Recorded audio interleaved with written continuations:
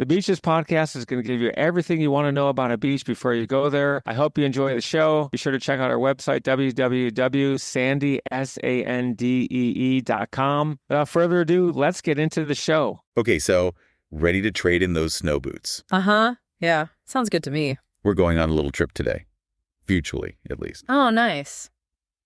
Where are we headed? Our destination is Tybee Island, Georgia. You familiar with it? Yeah, Tybee Island. Definitely. It's beautiful down there. I've been a few times. Awesome. Well, our listeners got a trip plan there. Oh, nice. Sounds fun. And they've sent us, their itinerary, things they're interested in, articles. Huh.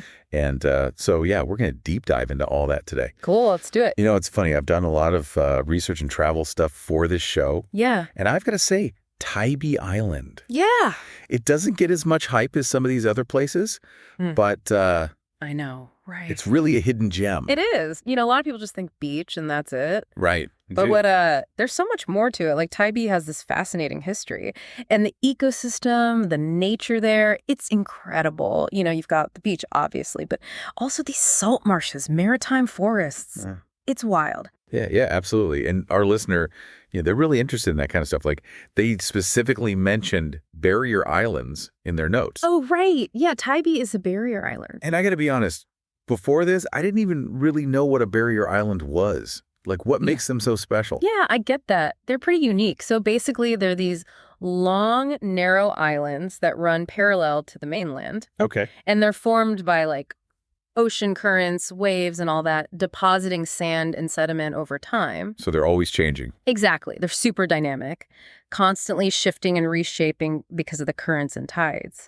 Fascinating. And Tybee specifically has this kind of cool shape. It's almost like you'll see when you get there. But that shape creates all these different little micro-environments. You get the big sandy beaches, but also those marshes and forests I was talking about. I love that. So it's like a whole world packed into one little island. Exactly. Now, okay, shifting gears a bit, our listener also included Fort Pulaski on their list. Oh, yeah. Fort Pulaski. That's a must-see. Right. I mean, I know it's historic and all, but what makes it stand out? Like, what would you tell someone who, maybe isn't a huge history buff to get them excited about it? Okay, so Fort Pulaski it's this massive brick fort, right? It was built back in the early 1800s. Okay. And they thought it was, totally impenetrable, the strongest thing ever. So strong. Yeah. But then along comes this new technology, the rifled cannon. Oh, wow. Yeah. And they tested it out on Fort Pulaski. And let me tell you, the damage those cannons did to those walls, it's insane. It's like a whole lesson in how technology changes warfare right there in front of you. Yeah. And that's something our listeners really into. They mentioned a bunch of articles about military history and stuff. Oh, perfect. Then they'll love Fort Pulaski. Absolutely. Yeah. Plus, it's not just about the cannons. I've heard the views from the top of the fort are incredible. Oh, the views are amazing. You can see the whole island, the ocean, everything. It's stunning. Okay, that's definitely going on the list. Now, okay, I got to ask.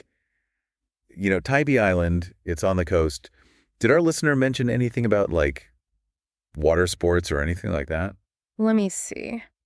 Ah, yes. They were looking into kayaking, specifically through the salt marshes. Kayaking through the marshes? Oh, that sounds amazing. It is. Seriously, it's one of the best ways to experience that side of the island. Those marshes are teeming with life. You'll see fiddler crabs, herons, maybe even dolphins if you're lucky. Wow. What about jet skis? Or parasailing? Any mention of that? Actually, no. It seems like they're more interested in that kind of quieter, more nature-focused experience, which is great because the marshes are perfect for that. Yeah, that makes sense. And, speaking of the marshes, I was looking through our listeners' articles, and there were a few about tourism and its impact on Tybee's environment. Yeah, that's a big topic. It's a delicate balance, Tourism is vital to the island's economy, but it's important to do it sustainably. Absolutely.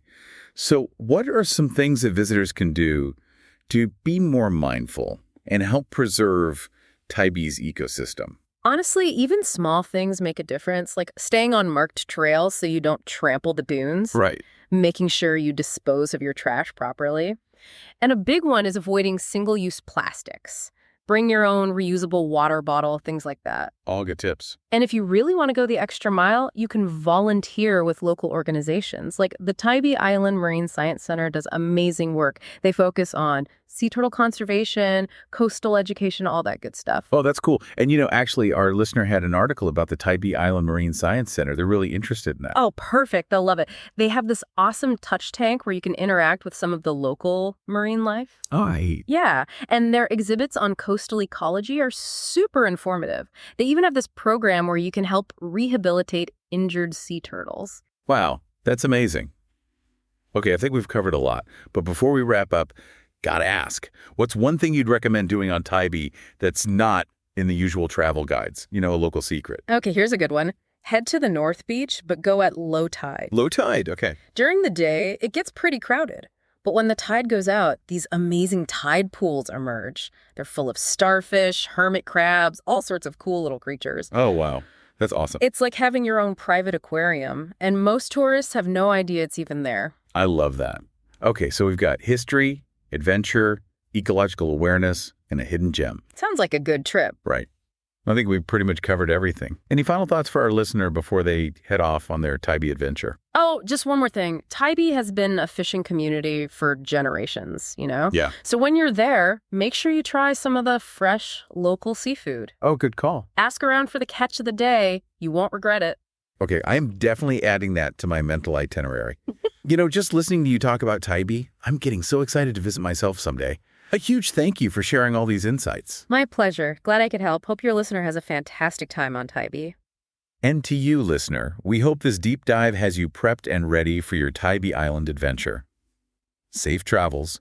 We'll see you on our next deep dive. See ya. Thanks for listening to the show, and be sure to tune in next week for your favorite episode about some of the best beaches and beach information in the world.